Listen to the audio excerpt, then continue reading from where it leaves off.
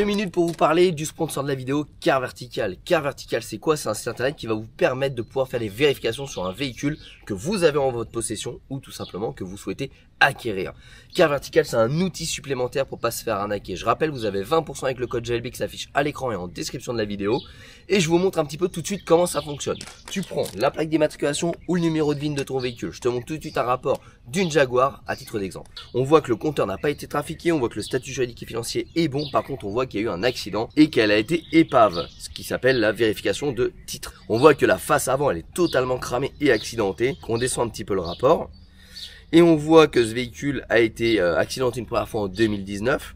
En 2020, donc c'est là où il y a eu un gros accident avec un incendie. Et on voit que ce véhicule-là a été dans plusieurs garages, puisque jusqu'en 2023, elle a toujours eu le même dossier photo avec le même incendie. Donc certainement des garages qui ont souhaité la racheter pour la refaire et qui finalement se sont aperçus que ça coûtait trop cher. Et c'est là où il faut être très méfiant sur ce type de véhicule-là, parce que en Europe, la main-d'œuvre est quand même relativement chère. Par contre, vous pouvez partir dans des pays de l'Est peu scrupuleux, où là, la main-d'œuvre est beaucoup moins chère, où ils vont vous réparer le véhicule avec leurs règles de sécurité à eux, les remettre sur le marché, et vous pensez faire une bonne affaire. Et en fait, vous achetez une vraie merguez et vous faites arnaquer.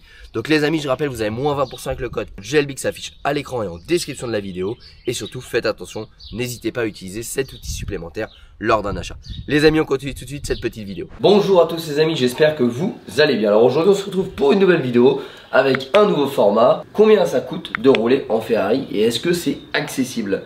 Moi, vous le savez, je me suis acheté ma première Ferrari en juillet 2023. Nous sommes actuellement en juillet 2024, donc ça fait un an que je suis possesseur de cette Ferrari F430. Donc je vais pouvoir vous parler un petit peu de mon expérience. Quand on achète une Ferrari, on se pose de multiples questions. Déjà, est-ce que c'est dans ma bourse? Est-ce que je ne vais pas me ruiner à l'entretien? Est-ce que je peux faire l'entretien moi-même? Combien ça coûte en assurance parce que ça va coûter une fortune? Quelle Ferrari acheter? Et ben dans cette vidéo, je vais essayer de répondre à toutes vos questions. Alors je vais parler bien évidemment de mon expérience. Mon expérience ne veut pas dire que tous les cas se portent comme ça. Donc je vais essayer d'élargir un petit peu les questions et les raisonnements pour essayer de couvrir un maximum de questions dans cette vidéo. Alors déjà, pour remettre un petit peu dans le contexte, Ferrari c'est quand même un mythe, c'est une légende et je pense que tous les petits garçons qu'on a été ont tous au moins une fois rêvé d'avoir une Ferrari dans leur vie. Que on soit bambin comme ça, qu'on soit ado ou adulte, et ben il y a plusieurs possibilités, hein. Soit le rêve grandit, soit le rêve part vers d'autres horizons et on s'intéresse à d'autres choses. Mais si on aime la voiture, c'est vrai qu'il y a des marques comme Ferrari et Lamborghini qui sont quand même très attractives parce que c'est luxueux, c'est cher, c'est envoûtant et donc en fait c'est presque du rêve pour la majorité inaccessible. Donc on va parler un petit peu de la somme pour pouvoir rentrer dans le cercle Ferrari et pouvoir se payer sa première Ferrari. Alors si on veut rentrer dans le cercle des possesseurs d'une Ferrari, la première Ferrari la plus accessible, c'est ce qu'on appelle la Ferrari mondiale. Alors là, on va se situer aux alentours de 50 000 euros. Personnellement, c'est une Ferrari que je ne trouve absolument pas belle. Moi, mon rêve, c'était d'avoir une F430. Alors, même avant ça, c'était d'avoir une 360 Modena. Je trouve qu'avec les années, elle a mal vieilli. Et pour la faible différence de prix, du coup, mon rêve s'est transformé avec une F430. Après, avoir le rêve, il y a deux possibilités. Soit on rêve d'un modèle de voiture chez Ferrari, soit on rêve tout simplement d'être possesseur un jour d'une des emblèmes de la marque Ferrari. Donc il faut bien distinguer ça. Moi personnellement, avoir une Ferrari qui ne me plaît pas, c'était pas mon rêve.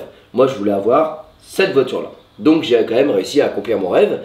Mais si on veut avoir une Ferrari à la maison et qu'on n'est pas trop difficile mais qu'on est plutôt fan de la marque plutôt que d'un modèle, on pourra rentrer dans le cercle Ferrari avec la mondiale. La mondiale, ça va se situer pour les premiers modèles aux alentours de 40 000 euros et sinon on va se trouver sur une fourchette de 50 à 55 000 euros pour un modèle assez entretenu en bon état. La mondiale c'est quand même une Ferrari d'ancienne génération, on va être sur années 80. C'est des formes qui sont assez anciennes, qui ne sont pas trop dans l'air un petit peu des Ferrari je dirais actuelles. Donc c'est on aime ou on n'aime pas.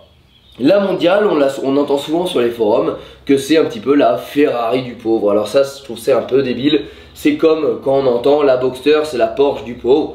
Pour moi, il n'y a pas de Porsche du pauvre, il n'y a pas de Ferrari du pauvre. On fait avec sa bourse, on fait surtout avec ses goûts. Il y en a qui adorent la mondiale, d'autres qui n'aiment pas du tout. Moi, je fais partie des gens qui n'aiment pas les courbes de la mondiale.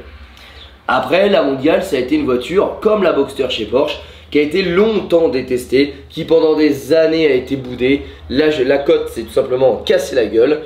Et aujourd'hui, depuis à peu près 2 ans, la mondiale repart à la hausse. Et donc tous ceux qui avaient la Ferrari du pauvre, comme on l'appelle, et ben aujourd'hui se frottent les mains parce qu'ils ont fait facilement x2 sur la valeur de leur voiture. Et donc, on va en parler tout à l'heure un petit peu, le placement en termes d'argent sur ce type de véhicule là. Ensuite, la deuxième porte d'entrée chez Ferrari, ça va être la 348. Alors là, c'est une Ferrari que moi personnellement j'adore. C'était la Ferrari que je voulais avant celle-ci. Et c'est celle que mon frère a acheté du coup. Donc la Ferrari 348, on est sur une Ferrari milieu des années 90 qui est très jolie. Les courbes sont bien plus saillantes, elle est bien plus agressive qu'une mondiale. En termes de prix, on est aussi plus élevé. On va se situer entre 15 et 20 000 euros plus cher qu'une mondiale. Alors la 348, elle se décline en plusieurs variétés, en plusieurs variantes. On a la coupée et on a la Targa. La Targa, c'est celle tout simplement qui n'a pas de toit au milieu, exactement le modèle que possède mon frère, que vous voyez également sur ma chaîne YouTube. La 348, elle va se situer selon les options et le modèle entre 60 et 80 000 euros pour les plus beaux modèles. Donc c'est la deuxième porte d'entrée. On va dire qu'avec une bourse de 60 000 euros, on peut se payer une belle Ferrari 348 en occasion. Ensuite, on va parler de la troisième porte d'entrée chez Ferrari, c'est la Modena. La Modena, elle était encore accessible il y a 1 ou 2 ans et malheureusement les cotes se sont vraiment envolées. On arrivait à en trouver aux alentours de 60 à 70 000. Alors il y a encore 1 ou 2 ans, une 348, ça valait également 45 000. Dernièrement, les cotes ont vraiment monté. Et donc maintenant, une Modena, on est plutôt dans une fourchette à 80 000 euros. Donc c'est déjà une troisième porte d'entrée qui est quand même assez dure à atteindre. Et on pourra s'offrir du coup le V8, celui qui a la plus belle mélodie chez Ferrari. Du moins, il a été nommé plus belle mélodie moteur chez Ferrari. Donc la Ferrari 360 avec un budget avoisinant les 80 000 euros. Et ensuite, quatrième porte et dernière porte d'entrée pour moi, pour je dirais un passionné qui veut mettre un pied chez Ferrari, ça va être ce modèle, la F430. Alors, la F430, c'est pareil, si on revient 2 ans en arrière, on arrivait à en trouver à 90 000 euros. Aujourd'hui, la cote a explosé, on se situe aux alentours des 110 000 euros.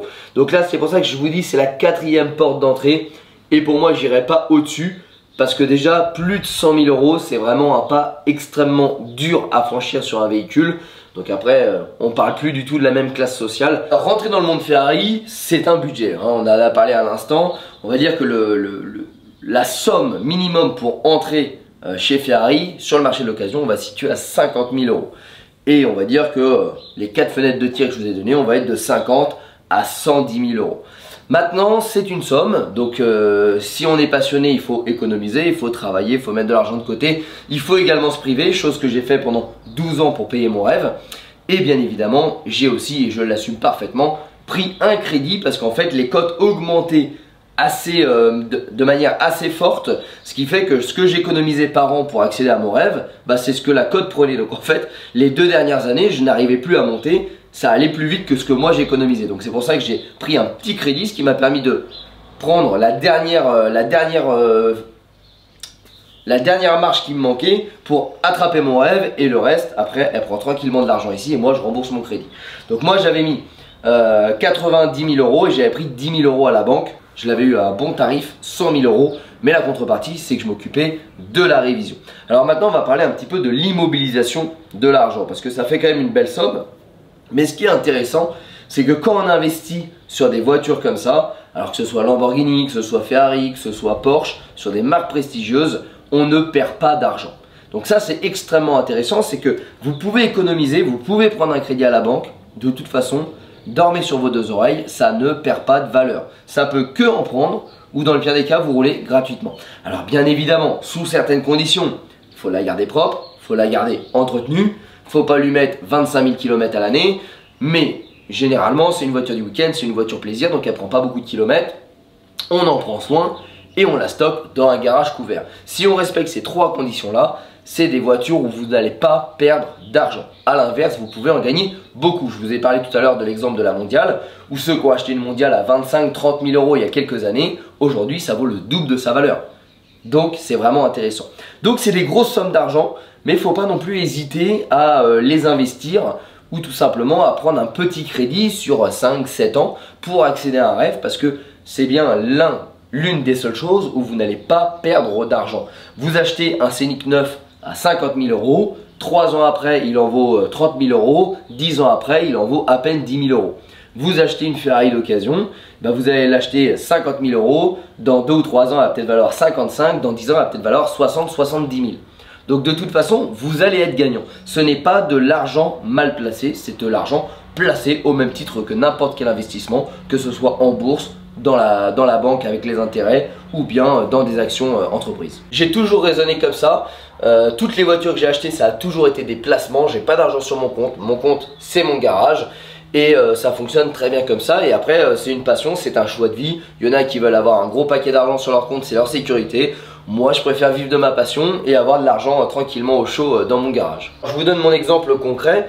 Aujourd'hui, j'avais 90 000 euros, j'ai investi dans ma Ferrari. J'ai dû prendre au banquier 10 000 euros, donc je rembourse sur 5 ans les 10 000 euros restants. J'ai un taux d'intérêt qui doit se situer aux alentours de 4,1%, quelque chose comme ça. Donc sur les 10 000 euros que j'ai empruntés, je vais peut-être rembourser quelque chose comme 13 000 euros. Donc en 5 ans, je vais avoir perdu 3 000 euros. Sauf que techniquement, en 5 ans, la voiture, elle aura peut-être pris 15 à 20 000 euros. Donc finalement, au lieu de gagner 15 à 20 000 euros, je gagnerai peut-être entre 12 et 17 000 euros. Donc je suis toujours gagnant malgré que j'ai pris un petit crédit pour accéder à mon rêve. Alors autre question qu'on va venir se poser, c'est une fois que j'ai acheté ma voiture, est-ce que finalement je suis capable de l'entretenir? Et c'est une très bonne question parce que mettre une somme pour avoir le véhicule, c'est bien, mais il faut pouvoir derrière l'entretenir. Alors attention, je ne nous mets pas dans cette vidéo dans la catégorie du gars richissime qui va rouler tous les jours avec sa voiture, mais bien dans la peau du passionné qui va s'être fait un gros plaisir et qui va rouler occasionnellement avec sa voiture. Il faut bien distinguer les deux parce que le coût de l'entretien ne va pas être le même. Alors déjà, la première chose à faire, c'est est-ce que vous vous sentez capable de le faire? On va en parler après, il n'y a rien de bien compliqué. Ou est-ce que vous voulez aller le faire faire? Deuxièmement, est-ce que vous voulez le faire chez Ferrari absolument pour garder l'entretien chez Ferrari, ou vous souhaitez le faire dans un réseau autre que Ferrari pour économiser un petit peu? Tout ça, ça va être important. Déjà, ce qu'il faut comprendre, c'est que si c'est une voiture plaisir, donc dans le cas de cette vidéo-là, vous allez faire généralement moins de 5000 km par an. Donc, pour vous donner un ordre d'idée, une vidange là-dessus, c'est 15 000 km. Techniquement, c'est 3 ans, mais on va dire que c'est tous les 2 ans. Donc, vous allez avoir une vidange tous les 2 ans. Un embrayage, on va être sur les 70 000 km, 80 000 km selon comment on roule. Si vous faites 5 000 par an, je vous laisse faire le calcul, vous avez le temps d'économiser avant de faire un embrayage. Une courroie de distribution, c'est aux alentours de 8 ans sur les modèles qui possèdent des courroies de distribution. Donc en fait, les postes de coût vont quand même être relativement étalés sur la durée si on l'utilise en voiture plaisir et pas en voiture du quotidien. Donc c'est vraiment à prendre en compte parce qu'on va se dire ah ouais, le prix il est élevé, mais si on remet le prix à l'année, finalement le budget reste quand même raisonnable. Ensuite, on va parler de l'entretien. Est-ce que vous le faites dans le réseau Ferrari? Est-ce que vous le faites vous-même? Est-ce que vous le faites en dehors? Alors, si vous le faites dans le réseau Ferrari, effectivement, tout va coûter extrêmement cher. Mais vous allez avoir un carnet qui va tout le temps être tamponné, etc. Bon. Si vous le faites dans un réseau autre, vous allez avoir un carnet tamponné, mais il y a plein de garages qui refusent de travailler dessus. Ça va perdre quand même un petit peu de sa valeur. Ou alors, vous pouvez le faire également vous-même. Il n'y a rien de compliqué, hein. Je vous fais des vidéos, des tutos là-dessus. Vous pouvez faire vos vidanges, vous pouvez faire tout l'entretien classique, qui a absolument rien de compliqué. C'est aussi simple que si vous le faites sur une Renault Clio. Donc vraiment, c'est accessible à tout le monde. Je parle pour l'entretien courant. Là, vous allez forcément avoir une certaine décote sur le véhicule parce que les puristes vont vouloir un carnet, etc. Pour vous donner un ordre d'idée, quand j'ai acheté cette voiture-là, j'ai longuement échangé de cet argument-là avec le spécialiste qui me l'a vendu. Il m'a dit oui, ça fait perdre un petit peu d'argent, mais on va être au maximum entre 7 et 10% de la valeur du véhicule. Ok, je te donne un exemple, 100 000 euros, 7%, 7 000 euros. Donc effectivement, si je fais l'entretien moi-même de mon véhicule, je vais perdre sur la totalité de mon véhicule 7 000 euros. Bon. Revenons à ce que je vous ai dit tout à l'heure, la cote montante, finalement vous ne perdrez pas parce que les 7 000 euros seront absorbés par la plus-value. Mais si on parle uniquement de la valeur du véhicule, aujourd'hui une vidange chez Ferrari, tu vas avoisiner à 2 000 euros. Tu fais le calcul, en combien de vidanges tu as remboursé tes 7000 euros? Tu vas faire le changement du filtre, la révision, la purge des freins, tu vas être sur les mêmes sommes. Donc en fait, en finalement 2-3 révisions, tu as déjà amorti la décote de ton véhicule. Donc moi, c'est clairement mon raisonnement. Aujourd'hui, je ne vais pas aller chez Ferrari payer 2000 balles pour me changer l'huile, alors que je sais le faire et qu'en fait, je vais payer 2000 euros juste un cachet sur le livret de la voiture. Je n'y vois pas d'intérêt. Je préfère perdre un petit peu d'argent, mais de toute façon, tôt ou tard, c'est moi qui vais en gagner parce que tout ce que j'aurai économisé chez Ferrari, je vais en gagner quand je vais la revendre. Après, il suffit tout simplement d'avoir du bon sens. Quand vous faites les entretiens, faites des photos, faites-vous un carnet. Voilà, photo de démontage, photo de l'huile, photo du remontage. Vous mettez vos tickets de caisse qui vont avec. Quand la personne va vouloir acheter votre véhicule, elle va voir que même si le carnet n'a pas été tamponné, ça a correctement été fait en temps et en heure avec des preuves. Donc n'hésitez pas à vous faire alimenter un book d'entretien de votre voiture. Si vous le faites vous-même, ça limitera également cette perte de valeur du véhicule. Pour vous donner quelques chiffres sur la partie entretien. Changer des pneus, je vous conseille d'aller chez un professionnel du pneumatique équipé. Pas besoin d'aller chez Ferrari, des pneus c'est des pneus. La vidange, ça va être l'entretien vidange filtre, ça va être aux alentours de 2000 euros chez Ferrari. Aujourd'hui, c'est 2 bidons d'huile. Donc même si vous prenez de l'huile ultra haut de gamme, on va être à 70, 140 euros. Avec le fil, vous êtes à 200 euros. Donc vous allez économiser 1800 euros par vidange. Sachant que vous n'avez pas besoin de la faire tous les ans, vous pouvez le faire tous les 2 ans. Vous voulez également changer le filtre habitacle, etc. Il n'y a rien de plus simple, il suffit de lever le capot, changer le filtre. En fait, tout est vraiment hyper accessible. Les seules choses qui vont être plus compliquées, ça va être pour la distribution, puisque là, il faudra déposer le moteur sur les modèles à distribution. Donc là, on va être sur des postes de coûts assez élevés, mais encore une fois, tous les 8 ans. Changer une distribution, on va se situer entre 5 et 7 000 euros selon les concessions. Là, en l'occurrence, on est un moteur à chaîne, donc on n'est pas concerné. Et l'embrayage. L'embrayage, c'est pareil, on va être aux alentours de 7 000 euros. Mais encore une fois, on est sur une amplitude de 80 000 km. Donc si vous faites, admettons, 5000 km par an, vous avez 16 ans devant vous pour venir changer cet embrayage-là. Donc en fait, si on fait 7000 euros sur 16 ans, bah finalement c'est largement accessible. Voilà. Donc c'est vraiment comme ça qu'il faut raisonner. Mais moi, je peux que vous encourager à essayer de le faire au maximum, vous, à la maison. Ça vous permettra d'économiser grandement de l'argent et ça vous permettra de rendre le rêve beaucoup plus accessible. Parce qu'aujourd'hui, l'entretien d'une Ferrari chez Ferrari, ça reste quand même un très très gros budget. Alors je vous donne également un autre exemple au niveau du prix des pièces. Effectivement, chez Ferrari, les pièces sont assez chères. On trouve en Angleterre la possibilité de pouvoir acheter de la pièce origine Ferrari directement sur des sites. Donc je vous mettrai les liens en description de la vidéo pour ceux que ça intéresse. Et on va parler très concrètement changement de freinage. Alors encore une fois, le changement de freinage, les freins avant, on va les changer tous les 50 000 km. Donc on va faire une paire de plaquettes, 2 paires de plaquettes, un disque. Oui, on va situer paire plaquette 25 000, disque 50 000. Alors, effectivement, ça ne les vaut pas, mais on va être aux alentours de 2000 euros de consommables. Mais sur 50 000 km, encore une fois, si vous faites 5000 km à l'année, ça fait 10 ans. 10 ans, 2000 euros de pièces. Si vous le faites vous-même, ça vous coûtera que 2000 euros. Si vous amenez la voiture chez Ferrari, ils vous factureront les pièces avec certainement une marge. Donc on va peut-être être 2008, 3000 euros les pièces. Et derrière la main d'œuvre. Et la main d'œuvre chez Ferrari, elle est vraiment très chère. Donc à mon avis, un remplacement de frein, disque, plaquette sur une Ferrari, tu dois te situer entre 3500 et 4000 euros. Alors que si tu le fais toi-même, ça te coûtera que 2000 euros. Et encore une fois, j'insiste, toujours regarder l'amplitude de temps. Ce serait 2000 euros comme une voiture du quotidien tous les 1 ou 2 ans, ça coûterait très cher. Là, tu vas être tous les 10 ans, donc finalement... Voilà. Sur ce type de véhicule-là, pour moi, on ne parle pas en kilomètres, on parle vraiment en années. Puisqu'en fait, techniquement, on roule que très peu avec. On se fait principalement plaisir. Si tu te fais plaisir tous les jours, du coup, après, c'est plus dur à assumer. Alors maintenant, il y a un point aussi qui est extrêmement important à parler. Et c'est d'ailleurs la question qu'on me pose le plus souvent. C'est, ça doit coûter cher en assurance. Et bah sincèrement, non. Alors, c'est pas donné, mais c'est pas plus cher qu'une autre voiture. Pour vous donner un ordre d'idée, ma Panamera, je payais 120 euros par mois. Alors, je parle, toutes les voitures que j'ai sont en tout risque au maximum. Ma Panamera, je payais 120 euros. Ma R8, je payais 118 euros. Ma 997, je payais 96 euros. Ok? C'était des voitures entre 40 et 60 000 euros. Là, on est à 110 000 euros. Je paye 123 euros par mois. C'est un budget, mais c'est pas démesuré. Moi je trouve que c'est pas démesuré. Je suis à 0,64 de bonus malus, donc je suis pas non plus à 0,50. Donc quand tu es à 0,50 tu payes beaucoup moins cher. Le seul problème c'est que c'est compliqué à assurer dans le sens où tu ne peux pas aller chez un assureur et dire bonjour, je voudrais assurer ma Ferrari, faites-moi un devis. La première chose qu'ils vont te dire c'est vous avez que celle-là chez nous? Oui. Bah au revoir monsieur. Voilà. En fait il faut obligatoirement que tu aies d'autres voitures du foyer assurées. Parce qu'ils ne voudront pas t'assurer, à moins que vous ayez de la chance, mais moi ça a été le cas à chaque fois sur toutes mes voitures de sport. Ils ne veulent pas vous assurer une seule voiture de sport chez eux sans autre voiture de la famille. Donc moi en l'occurrence ils ont toutes mes voitures et ils ont la Ferrari et je paye 123 € par mois au maximum du maximum.